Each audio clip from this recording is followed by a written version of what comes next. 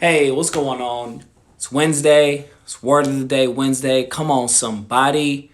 You know what time it is. I know this doesn't look like me, but I'm in a Miami jersey, not because I've switched sides or have joined the bandwagon. Man, actually, Dwayne Wade has been one of my favorite players, man, for as long as I could remember. And this is the Miami Vice. Man, the Miami Vice is just phenomenal. So, and I'm a diehard Warriors fan. And so, anybody but the Lakers, come on, somebody. Miami, let's go. Let's get game one. But, anyways, this is not First Take or ESPN. This is Word of the Day Wednesday. And I'm in a series right now called Knowing God.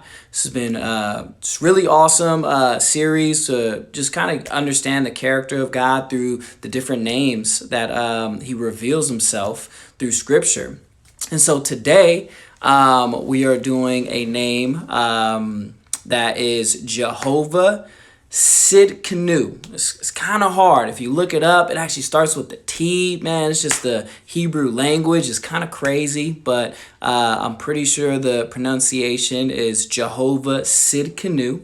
And it's basically the Lord our righteousness. All right. And the first time it comes up is in Jeremiah 23. And just to give you a little context, basically the people of Israel at this time were scattered and just under the rule of shepherds that did not care about them and allowed the flock to be scattered.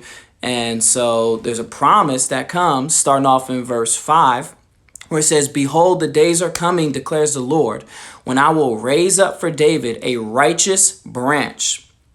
And he shall reign as king and deal wisely and shall execute justice and righteousness in the land. In his days, Judah will be saved and Israel will dwell securely.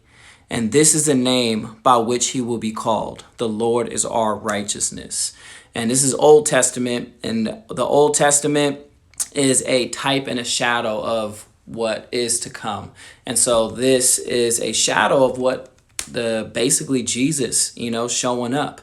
And so that's where the security, is going to come from, not in their own right. And this, I feel like, really speaks to the message that I wanted to give, right?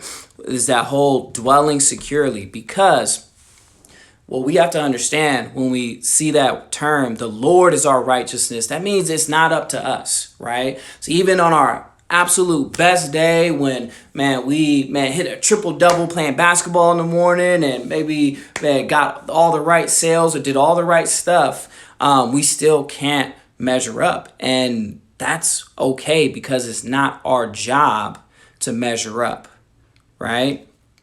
The Lord is our righteousness. That means it's his job to be that measure for us, right? And so on those days where you feel like you don't measure up, those days where, you feel like you can't, get things right, man, I thank God for the fact that the Lord is our righteousness. The Lord is our measuring rod. That's how we are measured, is what Jesus has already done for us.